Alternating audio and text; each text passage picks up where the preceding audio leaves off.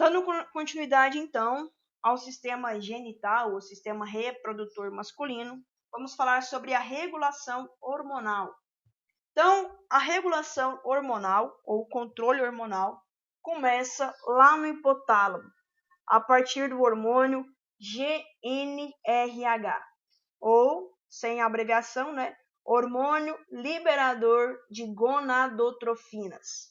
Esse hormônio, então, cai no sistema porta-hipofisário, chega na adenohipófise. Na adenohipófise, ele vai estimular a produção e a liberação de dois hormônios, chamados FSH e LH. FSH, hormônio folículo estimulante, e LH, hormônio luteinizante. Repetindo. Então, o hipotálamo produz o hormônio GnRH, hormônio liberador de gonadotrofinas. Cai no sistema porta-hipofisário, chega na adenohipófise, onde estimula a produção e a secreção dos hormônios FSH e LH. FSH, hormônio folículo estimulante, e LH, hormônio luteinizante. O hormônio FSH, então, ele vai estimular as células espermatogênicas a, então, possibilitarem a espermatogênese. Além disso, o hormônio LH vão estimular as células intersticiais, especificamente aqui as células de Leydig,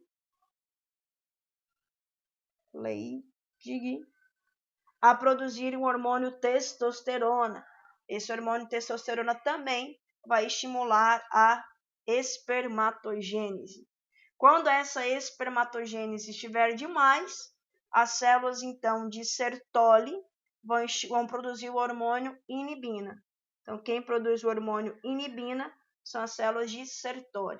As células de inibina vão inibir a liberação de FSH. E também, quando a quantidade de testosterona estiver elevada, essa testosterona vai ser sentida, né, no hipotálamo e na hipófise, inibindo a produção e a liberação de GnRH no hipotálamo e de LH na hipófise. Então, o controle hormonal da espermatogênese, né, e da função testicular. Então, os fatores iniciais que começam de fato isso lá na puberdade ainda não são de fato conhecidos, mas nós conhecemos a função secretora do hipotálamo, que vai aumentar a secreção do hormônio liberador de gonadotropina, o GnRH. Este hormônio vai estimular, por sua vez, na adenohipófise, a secreção de LH e FSH. O LH vai estimular as células de Leydig, que vão então secretar o hormônio testosterona. O hormônio testosterona vai estimular a espermatogênese. Além disso, o hormônio FSH vai estimular as células de Sertoli, né, células sustentaculares, também a levarem à espermatogênese. E, uma vez que essa espermatogênese ocorre em grande quantidade, vai levar à produção de inibina, que gera um feedback negativo. É importante mencionar essa testosterona produzida então a partir desse eixo hipotálamo, hipófise, gônada. Então esse eixo hipotálamo, hipófise, gônada produz a testosterona, que vai gerar, além da espermatogênese, as características sexuais secundárias masculinas. Bom, então aqui nós temos um outro fluxograma, talvez mais simples ou não, né? Então, de início, a liberação no hipotálamo do hormônio GnRH. Esse hormônio, por sua vez, então, estimula a produção de FSH e LH. FSH vai estimular as células de Sertoli a induzirem a espermatogênese, porque elas são células de sustentação e apoio, né? E vão estimular as células de Leydig a produzir testosterona. Essa testosterona ela é fundamental para a espermatogênese. Então, a espermatogênese é um processo conjunto da testosterona com as células de Sertoli. As células de Sertoli, elas também produzem uma proteína chamada ABP. Essa proteína é chamada proteína ligadora a andrógenos, que é fundamental para o processo de espermatogênese. Quando a testosterona estiver no nível muito alto, isso gera então um estímulo inibitório, tanto do hipotálamo quanto da adenohipófise. E a inibina, produzida pelas células de Sertoli, quando a espermatogênese estiver alta, essa inibina inibe a liberação de FSH pela hipófise. Então, o FSH ele atua indiretamente ao estimular a espermatogênese, porque ele estimula as células de Sertoli.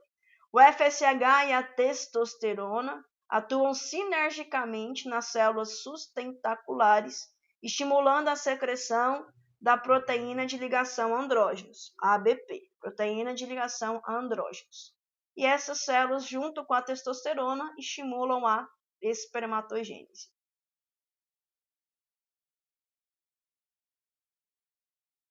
A testosterona também estimula as etapas finais da espermatogênese, que é a espermiogênese, que eu mencionei anteriormente, né? Sendo fundamental para suas atividades. Bom, algumas coisas ainda a ciência fica meio na dúvida, ainda não bateu completamente o martelo. Por exemplo, com relação aos hormônios estrogênios.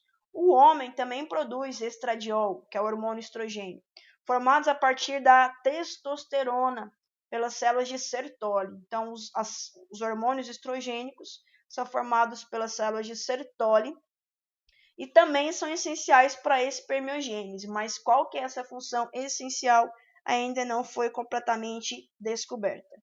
E por último, nós temos o papel essencial do hormônio GH, do hormônio do crescimento. O GH ele é necessário para controlar as funções metabólicas básicas dos testículos. Ele promove a divisão precoce das espermatogônias. E quando o homem tiver ausência de GH, por exemplo, no caso de nanismo, a espermatogênese é severamente comprometida, podendo inclusive ficar ausente, causando infertilidade.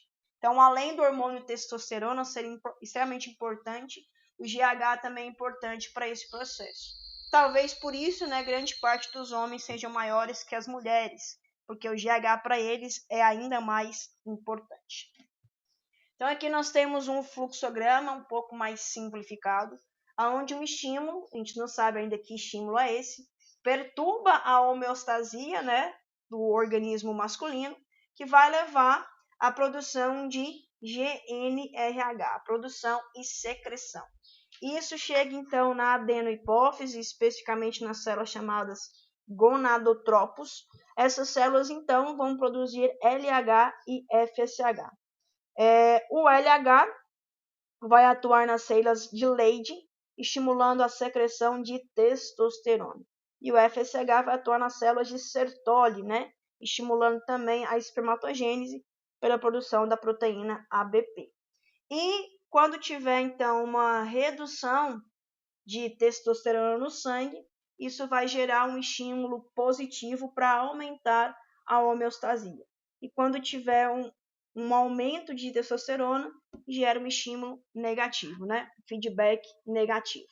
Então, o controle das funções sexuais masculinas pelos hormônios hipotalâmicos e da hipófise anterior. A maior parte do controle das funções sexuais, tanto dos homens quanto das mulheres, começa com a secreção do hormônio liberador de gonadotropina pelo hipotálamo. Esse hormônio estimula a hipófise anterior a secretar dois outros hormônios, chamados então hormônios gonadotrópicos, que é o LH e o FSH. O LH, por sua vez, vai estimular a secreção de testosterona pelas células de Leydig, e o FSH vai estimular a espermatogênese por conta das células de Sertoli. E aqui nós temos os hormônios, então, Então, se nós repararmos, o hormônio testosterona, ele é derivado da substância colesterol. E esse hormônio testosterona, ele pode sofrer alteração dentro das próprias células, produzindo dihidrotestosterona, que é o andrógeno mais potente que tem, o estradiol, que é o mesmo que as mulheres possuem, o hormônio estrogênico, e o androstenediol, que é o mais fraco. Então, dentro da célula, por exemplo, dentro do fígado, dentro dos rins, acontece essa conversão de testosterona nesses 3 tipos de hormônio. Coletivamente, esses hormônios, testosterona, dihidrotestosterona, são chamados de hormônios androgênicos, né?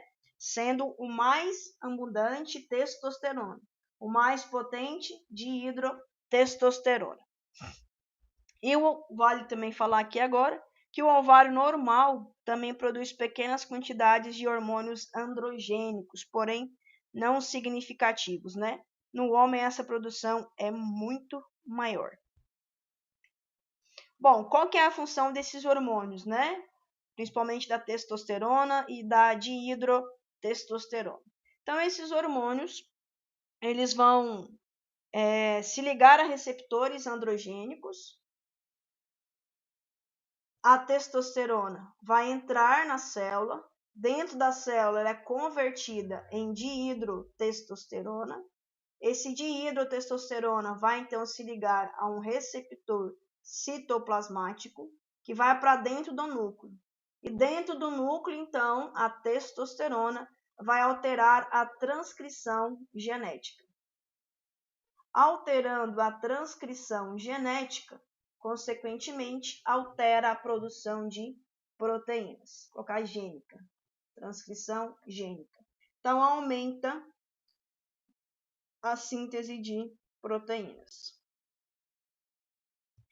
Então, esse é o principal mecanismo de ação dos hormônios androgênicos, testosterona e dihidrotestosterona. Então, eles se ligam a receptores androgênicos no interior das células e alteram a transcrição gênica, levando a várias funções. Uma das funções dessa transcrição gênica, ou seja, da função da testosterona, é o desenvolvimento pré-natal. Esse desenvolvimento pré-natal foi o que eu mencionei anteriormente, que é o desenvolvimento do testículo, do pênis e do sacro escrotal. Esse desenvolvimento pré-natal ocorre então antes do nascimento, né? A testosterona estimula o padrão masculino de desenvolvimento do sistema genital e, em geral, no final do 7º mês, também estimula a descida dos testículos para o escroto. Lembrando que a testosterona, no período pré-natal, ela é produzida mediante o estímulo do hormônio HCG, hormônio da gonadotrofina coriônica humana. Além disso, nós temos os hormônios estrogênicos, o estradiol, e tanto o estradiol como a própria testosterona, a testosterona lá no encéfalo, ela é convertida em hormônios estrogênicos. Ainda não se sabe muito bem, mas sabe que esses hormônios estrogênicos para o sexo masculino é fundamental para o desenvolvimento de determinadas regiões do encéfalo nos homens. Então, o estrogênio é fundamental para esse desenvolvimento. Mesmo durante a vida fetal, os testículos são estimulados, então, pelo hormônio HCG, proveniente da placenta. Ou seja, qualquer coisa que altere esse hormônio HCG pode comprometer o desenvolvimento pré-natal com relação ao sexo da criança, né? E a produção de testosterona aumenta rapidamente sob o estímulo dos hormônios gonadotróficos da hipófise anterior, no início da puberdade. A gente só não sabe qual estímulo que é esse, né? E diminui após 50 anos de idade. Então, a testosterona para o feto é importantíssima para o desenvolvimento sexual. Além disso, nós temos aqui outras funções hormonais. Principal função hormonal da testosterona, é o desenvolvimento das características sexuais masculinas, como, por exemplo, o crescimento de pelos no corpo, o aumento da massa muscular, o aumento dos ombros, né? Então, aqui eu vou falar algumas características. Então, com relação à testosterona ou à dihidrotestosterona, principal função, desenvolvimento das características sexuais masculinas. Bom, essas características sexuais, então, vão ser o aumento da massa e da força muscular, o aumento da produção de células na medula óssea, o aumento da libido e do bom humor, por isso que o homem tem uma libido maior que a mulher, por conta da testosterona.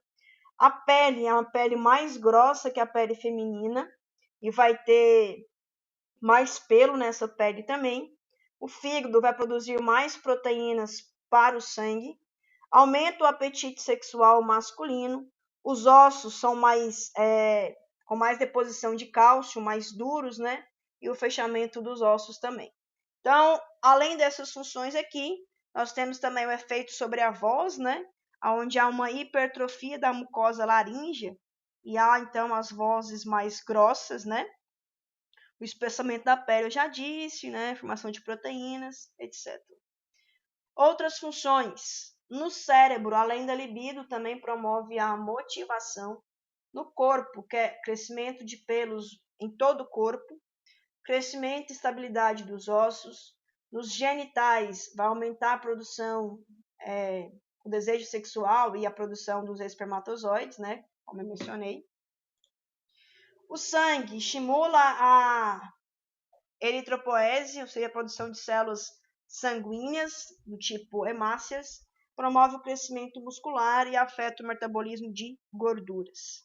E outra característica também é com relação ao osso, né? Sendo que tem um efeito específico no osso em relação à pelve. Há um estreitamento da passagem pélvica, alongando e dando-lhe a forma afunilada. Então, se olhar aqui a pelve masculina, ela é bem mais larga aqui, ó, nesse diâmetro. Já a pelve masculina é mais estreita e mais alongada que a pelve masculina. Então, a pelve feminina ela é mais larga aqui no comprimento, né, horizontal, e a pelve masculina é mais comprida no crescimento horizontal. Isso porque a pelve feminina tem que passar o feto, né? A masculina não precisa. Então tem essas mudanças aí levadas pelo hormônio testosterona. Além disso, o hormônio testosterona, ele vai ter efeito sobre a distribuição dos pelos no corpo. Então ele vai induzir o crescimento de pelos na região do pubis, na região do pênis, né? Na região do tórax, na região da face. Já para quem tem predisposição genética, a testosterona vai reduzir o crescimento de cabelo no topo da cabeça. Então, testosterona vai causar calvície. Isso é para quem tem tendência, tá? Então, a gente tem aqui o exemplo, o Tony Ramos, né? Então, ele possui muitos pelos no corpo inteiro, isso aí todo mundo sabe, né? Pelas novelas. Mas ele possui calvície no topo da cabeça. Então, a testosterona possui esse efeito antagônico, né? No resto do corpo estimula o crescimento e na região da cabeça diminui o crescimento. E a testosterona, ela possui um efeito, ao meu ver, negativo, porque a testosterona, ela vai aumentar a reabsorção de sódio e água. Consequentemente, se ela aumenta a reabsorção de sódio e água nos túbulos renais, nos rins, ela vai aumentar o volume sanguíneo. Aumentando o volume sanguíneo, o homem, consequentemente, possui uma pressão arterial fisiológica maior que a pressão arterial da mulher, né? Então, o homem pode ter mais problemas com hipertensão do que a mulher. Então, a gente tem aí os 3 hormônios produzidos pelos homens, né? Principalmente a testosterona, que pode ser convertida em dihidrotestosterona, que é a mais importante, mais potente, né?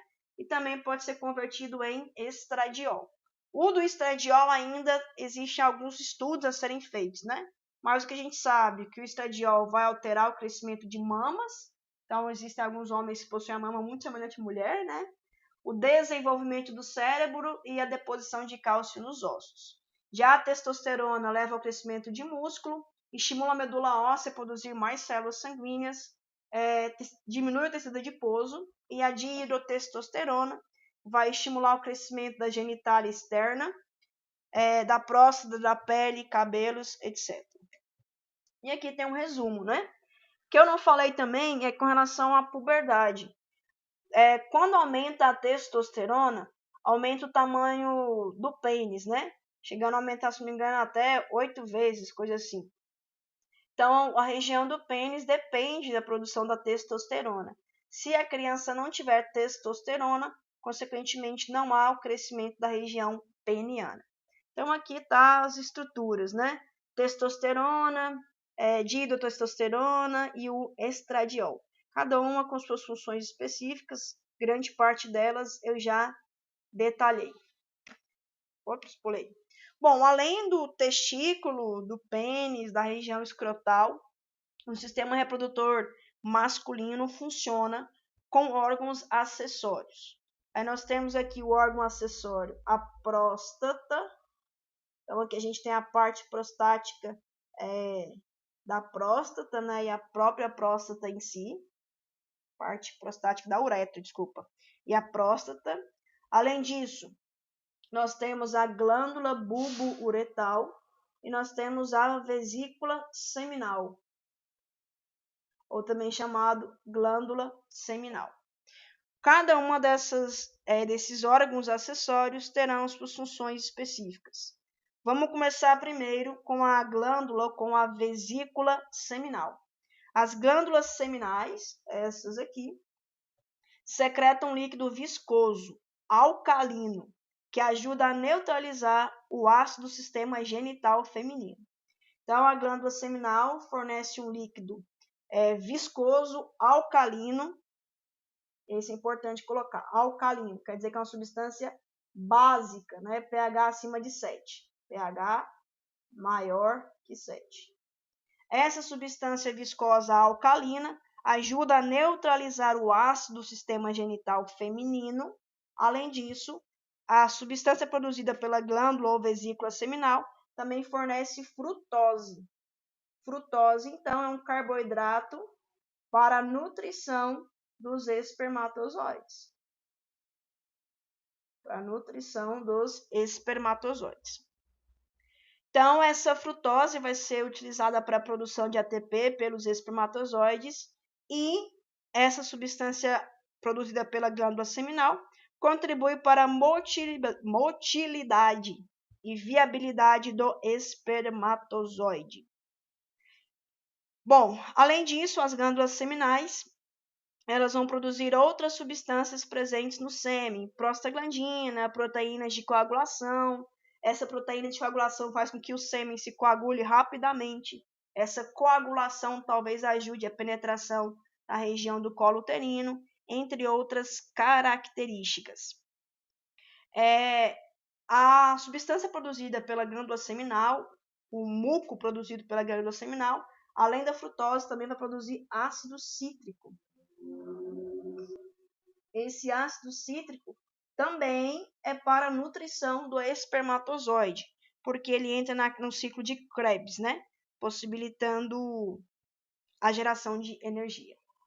Bom, além da glândula seminal, que é uma das mais importantes aí em termos de secreção para o sêmen, nós temos a glândula bulbo-uretal, que é bem pequenininha, bem na região da raiz do pênis, né? Raiz peniana. As glândulas bulbo-uretrais, elas são estimuladas durante a excitação sexual e elas secretam um líquido também alcalino, porque a vagina possui um meio ácido. Então, esse líquido alcalino secretado pelas glândulas bulbo-uretrais, elas vão atuar na uretra, né? Aumentando o pH e protegendo os espermatozoides que passam ao neutralizar, então, os ácidos da urina presentes na uretra masculina. Então, a própria uretra masculina também é um ambiente ácido. Então, como ali passa na uretra tanto urina quanto esperma, é necessário fazer essa limpeza, diria entre aspas, né? A partir, então, da substância secretada pelas glândulas bulbo-uretrais. Então, elas secretam um muco que lubrifica também a ponta do pênis e a túnica mucosa da uretra, diminuindo a quantidade de espermatozoides danificados durante a ejaculação. Essas glândulas bulbo-uretrais, então, são fundamentais para a viabilidade também dos espermatozoides. Bom, outro órgão acessório que nós temos é a próstata. A glândula prostática, ou só próstata, né? Ela secreta um líquido leitoso discretamente ácido. Então, ao contrário das duas que eu expliquei, a próstata secreta uma substância discretamente ácida, que contém enzimas que vão quebrar as proteínas de coagulação das glândulas seminais. Então, nas glândulas seminais tem proteína de coagulação que coagula o sêmen de início, e depois essas proteínas vão quebrar esse coágulo, né? Bom, a próstata também secreta uma série de substâncias que tornam o esperma viável para realizar a fecundação. Outras substâncias presentes na secreção prostática, nós temos também, novamente, o ácido cítrico, para a nutrição desse espermatozoide, para a produção de ATP, através do ciclo de Krebs. Nós também temos enzimas proteolíticas, como o antígeno prostático específico.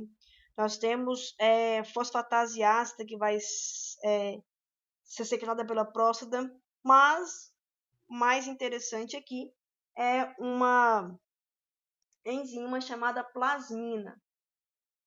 Plasmina seminal.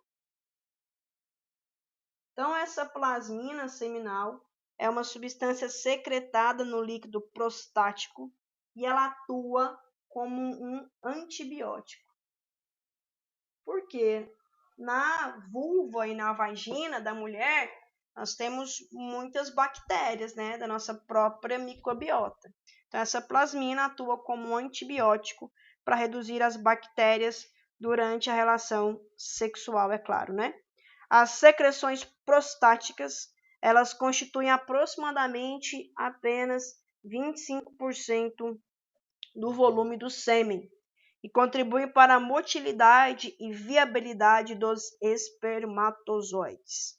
Bom, além dessa contribuição de 25%, o que eu já expliquei com relação às vesículas seminais, elas correspondem a aproximadamente 70% do líquido presente no sêmen, e as glândulas bulbo-uretrais correspondem a 5%. Então, todas elas são extremamente importantes para a função genital, função reprodutiva. Bom, além disso, nós temos, porque o ato sexual de fato aconteça na função de reprodução, nós temos a necessidade desse sistema reprodutor masculino fazer os dois processos, os processos de ereção e o processo de ejaculação. Então, o processo de ereção é um estímulo parasimpático. A ereção é um estímulo parasimpático. Ou seja, é algo involuntário, né? Não depende da vontade do homem a ereção peniana. E nós temos também nesse pênis, como órgão acessório, diria assim, né? A região da uretra. E aqui é importante nós falarmos que a uretra ela tem dupla função. Função no sistema renal e função no sistema reprodutor. E esse pênis que vai fazer a ereção e a ejaculação nada mais é que um sistema de vasos sanguíneos, compostos pelos corpos cavernosos e corpos esponjosos, que são vasos sanguíneos. Então, a ereção peniana é uma vasodilatação na região do pênis, né? Gerando, então, um aumento do diâmetro e levando ao endurecimento do pênis. O pênis contém a uretra, que é uma passagem, então, para a ejaculação do sêmen e para a excreção da urina. É composto por um corpo, uma glande e uma raiz. Com relação à estrutura do pênis, então, um corpo, uma glande e uma raiz. Bom, essa estrutura peniana, né, ela é revestida por uma túnica albugínea, composta por tecido conjuntivo, e as duas massas, os corpos cavernosos, né, são tecido vasos sanguíneos. O tecido erétil é composto por diversos seios sanguíneos, como eu falei, né? E após a estimulação sexual, essa estimulação sexual pode ser visual, tátil, auditiva, olfatória ou imaginária. Após essa estimulação sexual, as fibras parasimpáticas da região sacral,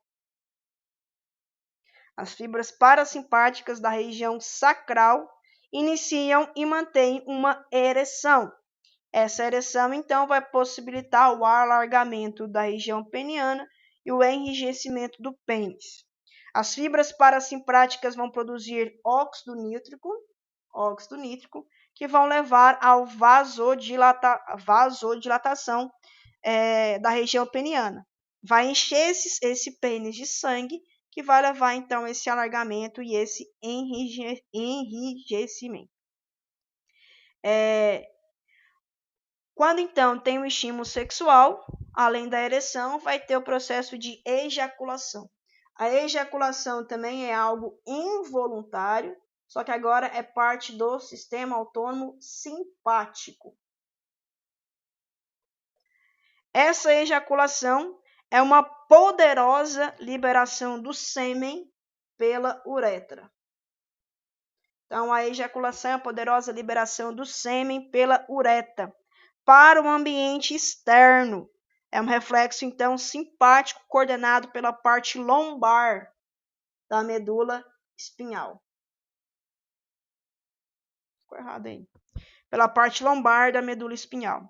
Como parte do reflexo, o músculo liso do esfíncter na base da bexiga se fecha, impedindo que seja expelida urina durante a ejaculação. Tanca inteligente. Então, como parte do reflexo, o músculo liso da bexiga, ele vai se fechar, impedindo, então, que a pessoa urine durante a ejaculação. E a entrada de sêmen na bexiga urinária. Mesmo antes da ejaculação ocorrer, contrações peristálticas no epidídimo, no ducto deferente, nas glândulas seminais, nos ductos ejaculatórios, na próstata, vão impulsionar o sêmen para a parte peniana, para a parte esponjosa da uretra. Isso leva, então, à emissão de um pequeno volume de sêmen antes da ejaculação de fato. Então, aqui a gente tem a contribuição do sistema excretor, né? Os ductos deferentes, o epidídimo, as glândulas acessórias que eu expliquei. Bom, para não ficar lendo aqui o slide, o material está para vocês, né? Então, a partir de todas essas glândulas, esse sistema excretor, o homem consegue produzir o sêmen que vai ser eliminado no processo ejaculatório. Então, o sêmen ele é ejaculado durante o ato sexual masculino. Ele é composto de líquido e de espermatozoides do canal deferente. Sendo, então, esse líquido principalmente composto por substâncias que veio da vesícula ou glândula seminal, da próstata e das glândulas bulbo-uretrais. Junto com essas substâncias, tem também os espermatozoides, proveniente lá dos testículos, espermatozoides, proveniente dos testículos. Então, a maior parte do sêmen, como eu já falei, é composta de líquido da vesícula seminal, que é o último a ser ejaculado, e serve para arrastar os espermatozoides ao longo do ducto ejaculatório e da uretra. O pH médio do sêmen é um pH levemente ácido, 6,5. Então, esse pH ácido, né, levemente ácido, ele é contraponto ao pH ácido, pH vaginal. Sendo que o volume médio de sêmen eliminado na ejaculação varia de 2,5 a 3,5. E nesse volume médio aí de 2,5 a 3,5 ml por ml, existe uma variação na literatura, mas eu vou usar a última referência que eu tenho, que por ml o homem expele 100 milhões de espermatozoides. Então é muita coisa, né? Então, por ejaculação, elimina aí tranquilamente 300 milhões de espermatozoides. O pH final das substâncias todas misturadas, vesícula seminal, prostática, etc., é um pH mais básico de 7,5. O sêmen, então, é uma mistura de espermatozoides e líquido seminal, um líquido consistente nas secreções dos túbulos seminíferos, glândulas seminais, próstatas, etc., né? Então, aí é muita coisa. Bom, a testosterona é importante, como eu falei, para a produção do espermatozoide, para levar, então, à reprodução. Só que essa testosterona, em algumas situações, ela pode estar baixa. E isso, então, é prejudicial para o sexo masculino. Então, a testosterona baixa vai gerar aí uma série de riscos. Por exemplo, risco de AVC, de infarto, desenvolvimento de mamas em homens, redução do HDL, estímulo do crescimento de tumor de próstata, falta de energia, fadiga, autoestima, etc, etc, etc. Então, essa redução na testosterona também é algo ruim. É necessário ficar a testosterona no nível fisiológico. Bom, nesse sentido, a deficiência do andrógeno, da testosterona, no começo da infância, resulta em um indivíduo com baixa estatura, ausência de voz grave, distribuição de pelos no corpo em padrão feminino, anemia, músculos subdesenvolvidos e genitália com retardo ou ausência no desenvolvimento do órgão sexual, assim como ausência do início da espermatogênese. Então, a deficiência de andrógenos no indivíduo tem que ser investigada tanto na infância quanto na fase adulta. Na fase adulta, após a virilização completa, o desenvolvimento completo da região peniana, pode causar redução na densidade mineral óssea, pode causar osteoporose, diminuição da atividade da medula óssea, resultando em anemia, alterações em composição corporal associadas com fraqueza muscular, atrofia, mudanças de humor, etc, etc, etc. Então, tudo isso tem que ser investigado no homem com relação à redução de testosterona. E, por outro lado, o aumento também não é algo benéfico. Então, a quantidade de testosterona, de cabeça que eu não sei falar, ela tem que ser mantida quase que constante. Uma redução para baixo, como nós vimos, é algo prejudicial, e para cima também. A redução para cima, em geral, é quando o homem utiliza, então, as substâncias anabolizantes. Os anabolizantes, grande parte deles, são substâncias análogas da testosterona. Além do que nós vimos também, o hormônio do crescimento, né? Testosterona. Então, muitos anabolizantes é uma junção de hormônios análogos da testosterona mais o GH. Como nós já vimos na aula de adenohipófise, o GH em quantidades elevadas é horrível, e a testosterona também vai gerar uma série de prejuízos, como, por exemplo, perda de cabelo, alteração do osso da face, aumento de acne, deformação nas cartilagens, principalmente a cartilagem do pavilhão externo do ouvido, ginecomastia, que é aumento do crescimento das mamas, cistos no abdômen, danos hepáticos gigantescos, insuficiência renal, que pode levar o paciente a ficar doente renal crônico, inchaço na próstata, que pode inclusive levar ao câncer de próstata, e casos de câncer e AVC associados ao uso. Tem também com relação ao uso de anabolizantes pelas mulheres. Então, é algo ruim tanto para o homem quanto pela mulher. Então, os principais fatores são a sobrecarga do fígado, ataque cardíaco, que pode gerar, então, problemas mais graves, inclusive a morte. E como o homem está usando muita testosterona, no caso dos anabolizantes, vai ocorrer uma atrofia dos testículos, o que vai prejudicar, então, o eixo hipotálamo, hipófise, glândula. Então, os anabolizantes, eles foram inicialmente desenvolvidos com fins terapêuticos, para, por exemplo, para o tratamento de pacientes com deficiência natural desses hormônios, ou na recuperação de cirurgias e atrofias musculares, para prevenir a perda de massa magra e reduzir o aumento de tecido adiposo, reduzindo o aumento do tecido adiposo. E também no tratamento da osteoporose, no câncer de mama e anemias. Porém, algumas pessoas começaram então a utilizar essas substâncias que eram utilizadas como tratamento, né? Como eu falei agora, para a deficiência desses hormônios, começaram a utilizar os anabolizantes para fins estéticos e esportivos. Então, no meio esportivo, devido às suas propriedades anabólicas, que promovem o aumento de massa muscular, eles foram muito utilizados aí e ainda são muito utilizados, né? Sendo que é considerada uma substância proibida pela Agência Mundial de Antidoping. E tem vários efeitos, né, prejudiciais, efeitos inclusive que podem levar à morte, principalmente efeito no cérebro, dores de cabeça, tonturas, alterações de humor, paranoia. No coração pode levar ao aumento do músculo cardíaco, que pode levar a um infarto em pessoas jovens.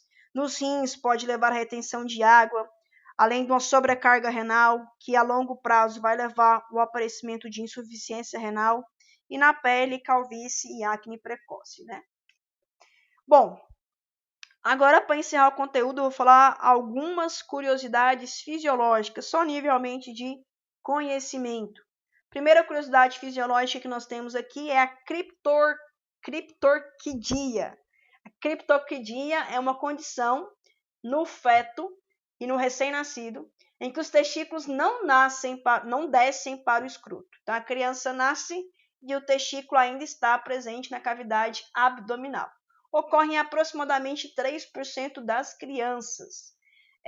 Aí nós temos a criptocordia unilateral ou bilateral. Então, um dos testículos não desceu ou os dois testículos não desceu. A criptocordia bilateral não corrigida, ou seja, dos dois testículos, resulta em esterilidade, porque as células o testículo ficando na cavidade abdominal, não ocorre a espermatogênese. Além disso, quando há essa criptocordia bilateral que não foi corrigida, aumenta a chance de câncer de testículo em 30 a 50 vezes maior.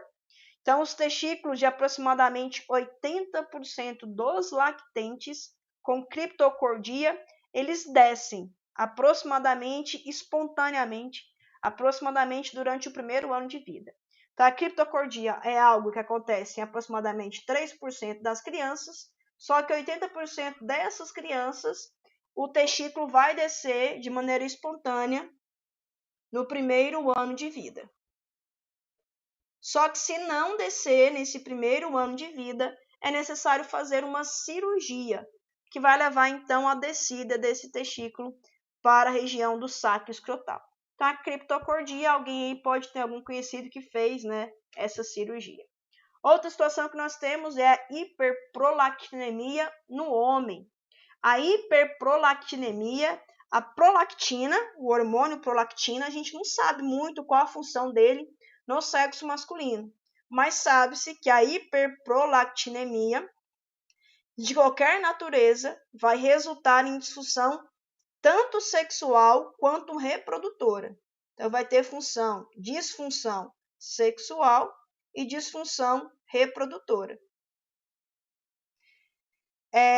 Porque a inibição da liberação de GnRH pela prolactina causa hipogonadismo. Repetindo, a inibição da liberação de GnRH pela prolactina. Então, a prolactina em excesso vai inibir a liberação de GnRH. Não tendo GnRH, não vai ter nem LH e nem FSH. Ok? Então, a prolactina em si, a gente não sabe qual a função dela no sexo masculino, mas um aumento de prolactina, a hiperprolactinemia, pode causar disfunção sexual e reprodutiva. Outra curiosidade fisiológica é com relação à vasectomia. Muitos homens acham que quando faz a vasectomia, eles vão ficar... Esqueci o nome da palavra. Não é infértil. Ele consegue, então, ter todo o ato sexual. A diferença é que os espermatozoides sendo produzidos aqui nos testículos, eles não serão transportados para a região peniana, porque há, então, um corte no ducto, no canal deferente. Pode ser um corte ou pode ser amarrado. O recomendado é corte, porque o amarrado pode se desfazer. Uma vez que o homem pense novamente em ter filhos, essa cirurgia pode ser revertida, né? Então, a vasectomia é um procedimento no qual os vasos deferentes são cortados. É um método contraceptivo masculino permanente e efetivo. A espermatogênese continua após a vasectomia. E os espermatozoides produzidos, eles se degeneram e são reabsorvidos pelo epidídimo. Então, o homem produz o espermatozoide, mas como não vai ser ejaculado, como não vai ser liberado, né? Ele acaba se degenerando, morrendo. E a última curiosidade fisiológica é com relação à puberdade precoce.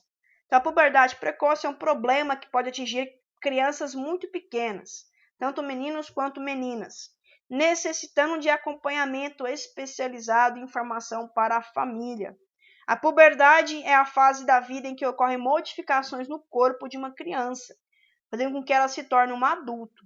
Então, essa puberdade sendo precoce pode alterar o psicológico da criança. Então, é muito importante os pais avaliarem a vida e a anatomia da criança, né? Considera-se como precoce a puberdade que surge antes dos 8 anos em meninas e antes dos 9 anos em meninos. Surgindo antes dessa idade, é necessário ir até o médico, né, o pediatra ou até mesmo o endocrinologista, para fazer o tratamento, porque a puberdade precoce pode levar a uma criança com baixa estatura, além de problemas psicossomáticos, né? Beleza, então a gente fala algumas curiosidades e aqui a gente termina, então, a falar de gônadas masculinas, falando sobre o controle do eixo hipotálamo hipófise gônada, funções e mecanismos de ação da testosterona e dos anabolizantes. Semana que vem falaremos sobre gônadas femininas, ciclo ovariano, ciclo menstrual, funções do estrogênio da progesterona, menopausa e anticoncepção. Fiquem todos com Deus, tenham uma excelente semana, bons estudos e tamo junto.